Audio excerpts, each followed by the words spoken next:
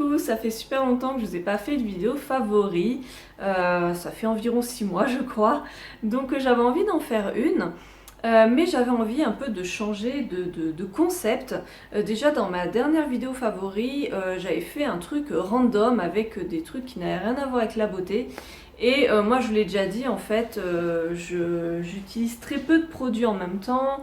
J'utilise les trucs très longtemps et souvent en fait je rachète les mêmes trucs parce que ben, je les adore, donc voilà. J'accumule pas 3 tonnes de cosmétiques et tout, donc c'est pas forcément facile d'enrichir les vidéos en favoris beauté.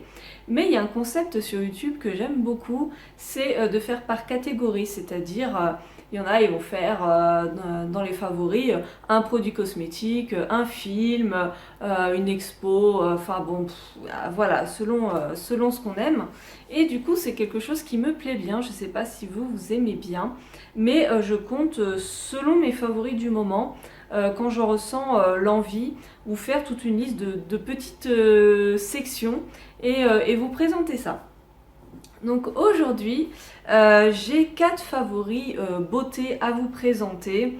Un produit maquillage, un produit d'hygiène, 2 produits, mais bon, enfin, ça reste dans la même catégorie de homemade, enfin, on va dire de matières premières homemade. Ouais, la quatrième aussi un petit peu, enfin c'est une fragrance, mais bon, vous verrez pourquoi j'ai fait ces catégories. Ensuite on passe aux autres types de catégories, donc hors beauté, un reportage, une application, une vidéo YouTube, un roman et une youtubeuse que j'aime beaucoup. Donc un produit maquillage, je crois que je vous l'ai déjà présenté sur Instagram ou dans les produits favoris. C'est fort possible. C'est le mascara volumateur volumateur de chez Couleur Caramel. Alors ce n'est pas du tout le tout dernier mascara Couleur Caramel qui s'appelle Backstage. C'est pas celui-là, mais c'est quand même un mascara qui a bonne presse dans les cosmétiques bio. Et vraiment, je l'adore. C'est celui que je porte actuellement. Et je trouve qu'il fait vraiment de très jolis cils. Il fait pas trop de paquets. Il est assez facile à travailler. Il fait pas de chute au cours de la journée ou de traces noires sous les yeux. Et franchement, je l'aime beaucoup. J'en avais testé un de couleur caramel, mais je crois pas que ce soit celui-là parce qu'ils ont... Je l'ai fait tomber!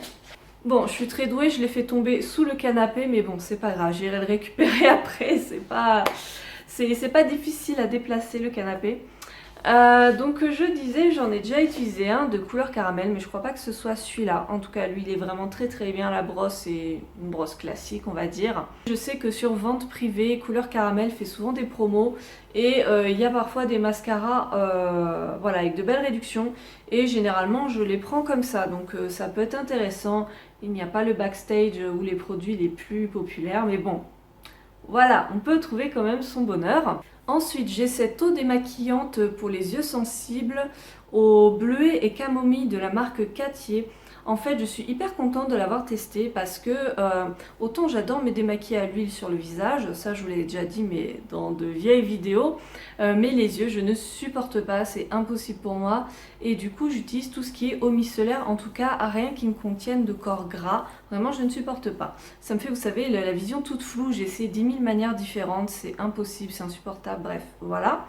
Et du coup généralement je prends des eaux micellaires parce que voilà, et jusqu'à présent, ces 2-3 dernières années, j'utilisais tout le temps les eaux micellaires de la marque soit Jonzac, soit Sobioéthique, c'est la le même groupe, voilà. Et leurs eaux micellaires sont très bien, voilà, et plusieurs fois je les ai rachetées. Mais j'avais envie de changer et du coup je suis tombée sur ce petit démaquillant en boutique bio. Moi, il faut le savoir, je fais souvent des allergies au niveau des yeux. Pour ça, je dis par exemple pour le mascara, le démaquillant, quand je trouve quelque chose qui me convient, j'ai du mal à aller chercher ailleurs. Mais en regardant la compo, je vous la mettrai à l'écran. Voilà, elle est assez simple, elle est assez safe. Enfin, elle est tout à fait safe, mais je veux dire par rapport à mes allergies. Voilà, je me suis dit ça va me convenir, effectivement aucune allergie. Et vraiment, point super positif, c'est qu'il démaquille encore mieux que les eaux micellaires donc de la gamme Sobioéthique, etc. C'est Léa Nature, voilà, c'est le groupe Léa Nature. Vraiment, je suis très très contente parce que je me rendais pas compte en fait, comme j'utilisais que les eaux micellaires Léa Nature, je me rendais pas compte que c'était possible d'avoir encore mieux. Je me disais bah oui, pour que ça démaquille mieux, il faudrait une eau biphasée, voilà. Et elle, mais vraiment, je suis très contente parce qu'à force de frotter avec le coton, ça irrite les yeux. Or là, franchement, je suis très très contente. Je pense que ça va être mon nouveau démaquillant préféré. Et il n'est pas très très cher, je crois qu'il coûte environ 8 euros. Donc par rapport à d'autres marques, franchement, c'est très très bien. Il se garde 12 mois après ouverture, donc je trouve qu'on a le temps de l'utiliser. Ensuite, donc j'ai deux produits qui vont ensemble en fait, c'est pour ça. En homemade, ce sont deux tensioactifs, la basse douceur et la douceur de coco. En fait, c'est pour faire des gels douche. Je vous ai fait sur le blog un article que vous pourrez aller voir, je vous mets le lien en barre d'infos, où je vous ai fait une recette avec ça. C'est tout simplement une recette que j'ai adoptée d'une autre recette Aromazone. Et si vous voulez, j'avais déjà essayé de faire des gels douche, alors avec une base lavante classique, hein, mais bon, je trouve que c'est un peu de la triche dans le sens où vous avez votre base lavante et vous avez juste à rajouter une fragrance, éventuellement du colorant, et puis c'est tout. Enfin bon, la personnalisation reste minime. Enfin bref, je me comprends. Je voulais un peu des mélanges de tensioactifs à faire moi-même, et jusqu'à présent c'était souvent trop liquide, pas assez moussant. Enfin, c'était pas une grande réussite. Or, en mélangeant ces deux tensioactifs, on rajoute de l'eau, on rajoute du conservateur, et puis après, évidemment, si on veut, une fragrance et un colorant. Et vraiment, la texture est top. En fait, pour la recette, on met 8% de cet émulsifiant, donc douceur de coco, et une grande quantité de basse douceur. Et vraiment, le mélange est nickel. La mousse n'est pas aussi abondante qu'avec des tensioactifs ultra agressifs, hein. Ça reste des gels douche très très doux, avec des tensioactifs très très doux, à base de coco. Et vraiment j'adore les utiliser. Je vous laisserai aller voir la recette, mais je pense que ça va être vraiment des chouchous que je vais racheter maintenant pour me faire mes petits gels douche. On reste dans le homemade avec une fragrance de chez Jolie Essence. Je vous avais fait un article sur mon blog, ou un article. Non, c'était une vidéo, je vous ai fait en vidéo la petite recette. En fait, ils m'ont proposé de tester une recette, donc de lait pour le corps avec un activateur de bronzage. Et du coup, il y avait cette fragrance qui s'appelle Fleur Solaire. Et alors, comme je vous disais dans la vidéo, c'est très compliqué de décrire la fragrance, mais il y a une touche de monoeil et une touche un peu verte. Et vraiment, c'est un pur bonheur. J'adore cette fragrance. C'était vraiment un pur bonheur d'utiliser le lait pour le corps. Et du coup, j'ai regardé un peu sur leur site, ils n'ont pas énormément de fragrances, ce qui est dommage. J'avais envie de tester un peu des fragrances un peu élaborées comme ça. Mais je pense qu'il faut zioter parce que ça m'étonnerait pas que dans les mois ou les années à venir, ils en sortent d'autres. Et en tout cas, si vous aimez les senteurs un peu chaudes de Monoeil, je vous la recommande vraiment à 200%. J'ai été me chercher du miel parce que depuis tout à l'heure, en fait, je commence à avoir mal à la gorge. Et je ne veux pas tomber malade, donc là c'est titri et miel. Enfin, j'ai pris du titri en interne et, et je mange mon miel parce que franchement c'est toujours à demi-saison que ça me tombe dessus. Je ne l'ai pas dit en début de vidéo, mais j'ai aussi un flop. Là, tout le reste ce sera vraiment que des favoris. Mais j'ai aussi un flop. Ça m'arrive pas tant que ça d'avoir des flops, on va dire heureusement. Mais du coup, c'était un petit test Aromazone. Qui m'a envoyé, c'est un élixir floral. Franchement au début j'étais hyper contente, enfin, c'est ce genre de produit un peu précieux, super intéressant. Ils en ont 3 différents. Là c'est de l'hélicryse italienne qui est réputée comme anti-âge, comme apaisant pour tout ce qui est rougeur, etc. Il est certifié bio, c'est le label Cosmos Organique, ouais, charte Cosmé Bio, et EcoCert aussi. Et en fait, c'est de l'huile de cartame dans laquelle on a fait infuser de l'hélicryse. Ouais, c'est ça. Et il y a aussi un peu d'huile de tournesol et de la vitamine E. Voilà. Donc en fait c'est un peu un macérat huileux d'hélicryse, puisque il n'y a pas d'huile végétale d'hélicryse, en tout cas pas à ma connaissance, j'ai jamais vu ça. Et du coup là ça permet de faire des petits soins huileux à base d'hélicryse, en sachant que ça s'utilise tel quel. À la base c'est vraiment fait pour s'utiliser tel quel. Vous avez la petite pipette qui est très très pratique. La texture est très peu grasse, donc en soi vraiment j'étais trop contente. Là où je suis un peu déçue, c'est que ça n'a vraiment aucun effet, mais zéro, sur ma coupe rose. Euh, je pense que l'hélicryse n'est tout simplement pas fait pour moi, parce que j'avais déjà utilisé l'hydrolat d'hélicryse et pareil, que ce soit Aromazone ou d'autres marques, ça ne fait rien sur moi. Donc c'est pas très grave. Enfin, vous voyez, c'est un demi-flop parce que si ça se trouve, ça plaira à quelqu'un d'autre.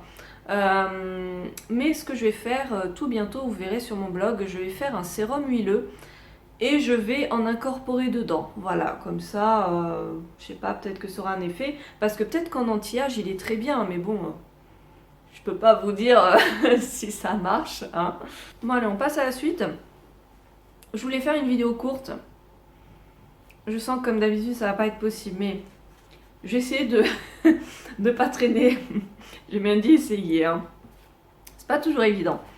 Alors, ensuite, en favori un peu plus random, un reportage très intéressant sur les dates de péremption qui a été fait par Tout Compte Fait. Voilà, c'est ça, Tout Compte Fait. Alors, je ne sais absolument pas sur quelle chaîne ça passe habituellement. Moi, en fait, je suis abonnée à leur chaîne YouTube et du coup, je vois leur petit reportage. Alors moi, j'ai vu vraiment juste la séquence sur les dates de péremption, du coup. Je vous mettrai bien sûr le lien en barre d'infos. Et en fait, ce petit reportage parle effectivement on se pose la question, est-ce que les dates de péremption ont vraiment lieu d'être? Est-ce que le produit est périmé une semaine après la date de péremption? Et souvent, bien sûr, si le produit est fermé, hein, je parle, si le truc n'a pas été ouvert, et bien souvent, c'est toujours très très bon. Et il y a même des tests en laboratoire qui sont faits, etc. Que ce soit pour les yaourts, les biscuits, etc. Et on est assez surpris. Alors bon, moi ça je le savais déjà si vous voulez, mais c'est bien quand même de se le remettre en mémoire.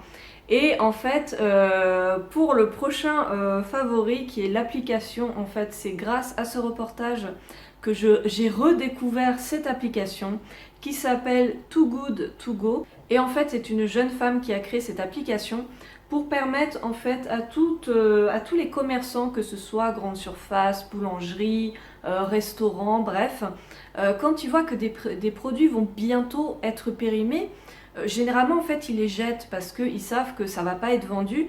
Et ben là en fait l'application leur propose de mettre une alerte.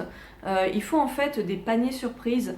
C'est le petit bémol quand même, on ne peut pas savoir ce qu'il y a dans les paniers surprises, même si généralement ils essayent de mettre des trucs qui peuvent constituer un repas. Par exemple, je sais que en grande surface, ils mettaient un sandwich, des yaourts et je sais plus quoi, une entrée ou des chips. Enfin, vous voyez un truc qui peut servir comme repas. Mais ce qui est embêtant, c'est voilà, moi par exemple qui prends pas de produits laitiers animaux, si j'ai des yaourts dans le truc, ça m'intéresse pas trop, mais bon, l'idée est pas mal quand même. Et du coup, vous commandez votre truc en ligne en sachant qu'il y a une super réduction. Évidemment, c'est ça l'avantage.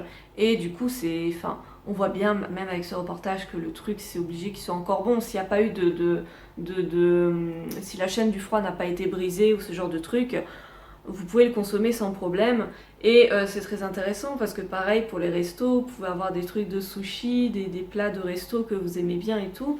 Mais voilà, en fait, c'est géolocalisé. Vous rentrez votre code postal et vous regardez même sur la carte où sont les trucs à proximité de chez vous. Malheureusement, dans ma ville, il n'y a pas grand-chose. Donc, je vais essayer de voir pour démarcher des commerçants, leur proposer si ça les intéresse de s'inscrire sur l'application. Mais voilà, si vous voulez aller faire un tour, allez-y, c'est gratuit, donc de s'inscrire dessus. La vidéo YouTube que j'ai adorée ce mois-ci, c'est celle d'Alice Boucher. Vous la connaissez sans doute, mais elle a fait une vidéo sur les amandiers de Californie. Et cette vidéo m'a fait tellement de bien, parce qu'en fait, elle parle d'écologie, mais en décrivant justement tout le côté positif de la culture de l'amandier, tout ce qui est mis en place pour la culture de l'amandier qui se révèle être en parfait accord avec l'écologie. Et ça fait tellement du bien, c'est ce que je lui ai dit en commentaire. Je lui ai dit ça me fait tellement de bien de voir quelque chose de positif en parlant d'écologie, parce qu'on a tendance à parler d'écologie mais en montrant que ce qui ne va pas bien, et c'est assez déprimant. Or là, ça fait du bien de voir qu'il y a des petites choses dans ce monde qui se goupillent bien et voilà, et qui sont positifs. Donc je vous invite vraiment à voir sa petite vidéo qui est un petit reportage en fait, vu qu'elle s'est rendue sur place. Ça dure vraiment pas très longtemps, ça dure 6 minutes je crois. Franchement, je vous mets en barre d'infos pareil. C'est trop agréable à regarder. Et j'espère vraiment, je pense que c'est prévu, hein, mais je pense qu'elle va faire d'autres petites vidéos comme ça. J'ai trop hâte de voir les autres, franchement. Pour rester sur YouTube, je vais vous parler tout de suite de la youtubeuse que j'ai découvert ce mois-ci. Et je terminerai donc par le roman. Ce sera plus logique quand même. Donc la youtubeuse, c'est rare en fait que je vous parle d'autres youtubeurs, mais parce que généralement je regarde tout le temps les mêmes. Et puis c'est des youtubeurs que tout le monde connaît, j'ai envie de dire, comme Easy Blush. Je vais pas vous dire waouh, j'ai découvert une super... je vais pas vous parler de Easy Blush, de Naturellement Lila, de Friendly Beauty, à moins que vous ne les connaissez pas, mais bon, je pense que je pense qu'elles sont quand même assez connues. Mais là, en fait, c'est Amandine Lécuyer.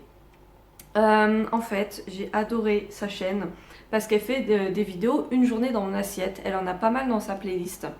Et si vous voulez, en fait, cette jeune femme, elle fait énormément de sport, de fitness.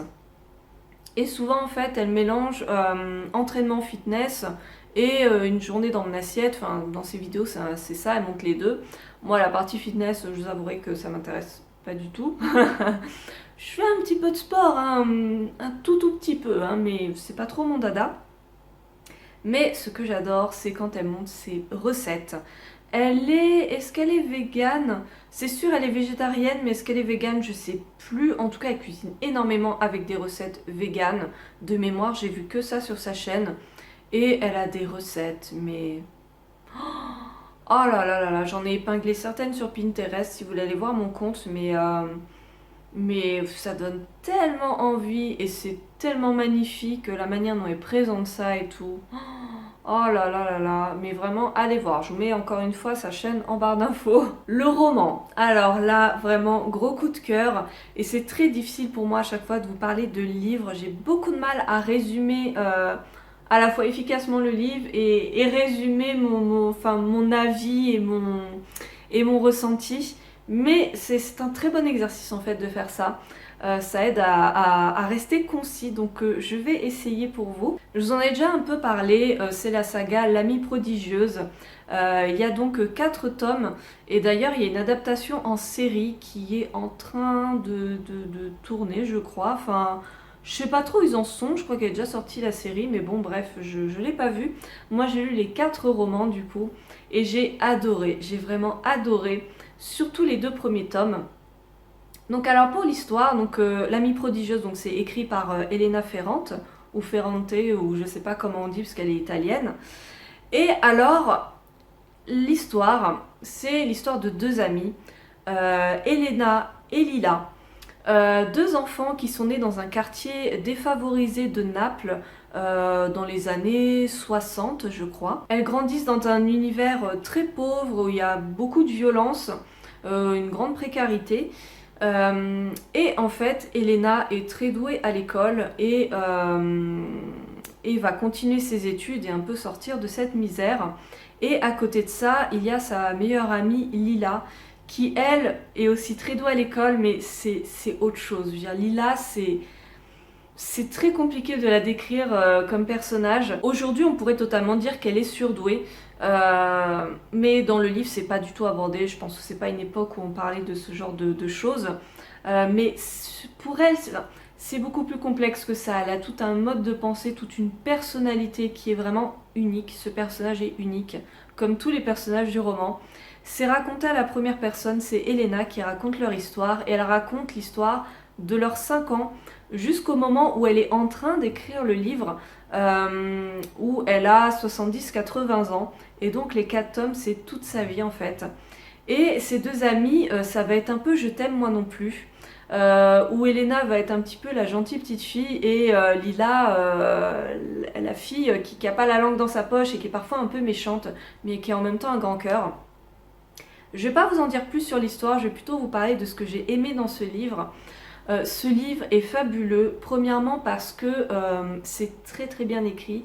Évidemment, j'ai lu la traduction, hein, vu qu'à la base c'est écrit en français, mais c'est très très bien écrit et c'est très agréable de lire ce genre de roman. Deuxièmement, pour moi, c'est obligé qu'il y ait une grosse part d'autobiographique ou de biographique. Peut-être qu'elle raconte pas que son histoire à elle, mais peut-être qu'elle raconte l'histoire d'une amie ou de sa mère ou de je ne sais pas. Mais comment vous dire? Ça semble tellement réaliste dans le moindre petit détail. Je me dis, c'est impossible d'inventer tout ça. C'est impossible. Je veux dire, quand vous lisez ce livre, vous avez l'impression de lire un journal intime, dans le sens où il y a beaucoup de personnages, parce qu'en fait, elle parle de tous ses copains d'enfance, on les suit en fait, on les voit vraiment évoluer, il y a une réelle évolution psychologique de tous les personnages. Et ils ont vraiment une personnalité vraiment unique. C'est vraiment des personnages très hauts en couleur. Et c'est pour ça aussi qu'on ne se mélange pas les pinceaux, malgré qu'il y ait pas mal de personnages, parce qu'ils sont vraiment bien présentés petit à petit. On prend du temps pour nous parler d'eux. Et c'est pour ça que je vous dis, on a l'impression que c'est des gens qu'elle a vraiment connus. Il y a 3 choses qui m'ont marqué dans le livre. Premièrement, leur amitié, puisque c'est l'histoire de leur amitié. En fait, elles vont sans cesse être en compétition sans le vouloir. Disons qu'elles s'auto-stimulent en fait.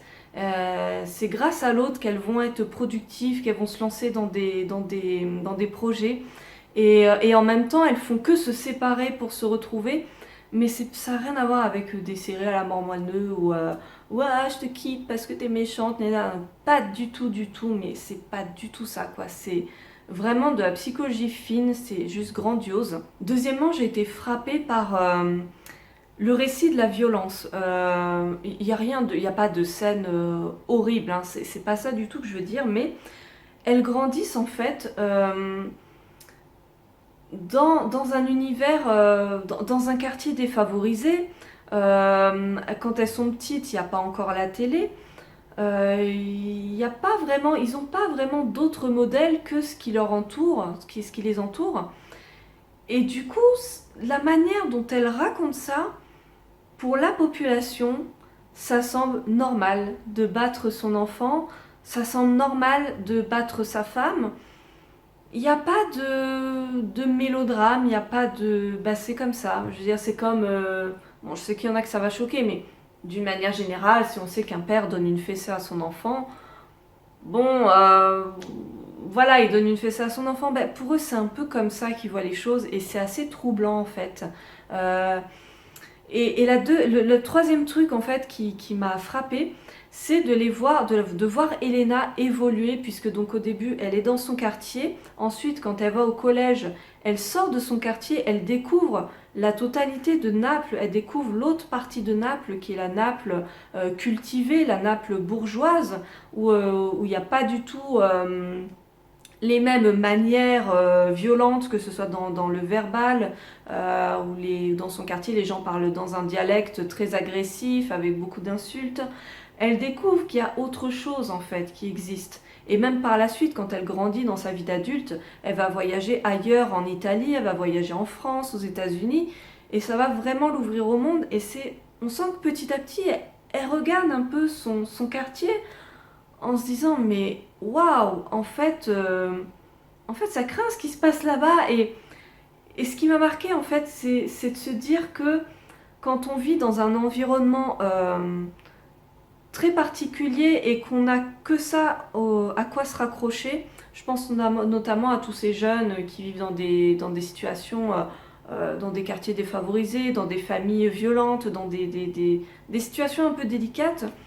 C'est parfois difficile en fait de s'ouvrir à autre chose, à se dire mais le monde c'est pas ça, je peux faire le choix de ne pas reproduire la même chose. Et je pense que c'est plus facile à dire qu'à faire. Et je pense qu'il faut beaucoup de courage et beaucoup de volonté pour sortir de là. chose qu'Elena a eue, mais je pense que c'est pas donné à tout le monde. Voilà, je pourrais parler de ce livre 3000 ans, mais vraiment je vous encourage vraiment à le lire, surtout les 2 premiers tomes. J'ai surtout apprécié en fait de lire quand elle était enfant, adolescente. Sa vie d'adulte était très intéressante aussi, mais voilà, un petit peu plus banal on va dire. Voilà, je m'arrête là pour ces favoris. J'espère que ça vous a plu. Moi, en tout cas, j'ai pris plaisir à faire des petites catégories comme ça. Donc, je ne sais pas quand est-ce que j'en ferai d'autres. Je vous dis, moi, les vidéos favoris comme ça, je vais pas en faire tous les mois. J'ai pas forcément le temps et j'ai pas forcément la matière à enrichir une vidéo comme ça tous les mois. Mais voilà, dès que j'en ai une de prête, quand je pense à un truc, je le note en fait dans mon carnet. Et puis quand j'ai assez de trucs, je me dis, bon, allez, je vais faire une vidéo. Donc voilà, bah écoutez sur ce, je vous souhaite un très très bon mois de mai. Je vous fais plein de bisous et je vous dis à très bientôt. Salut!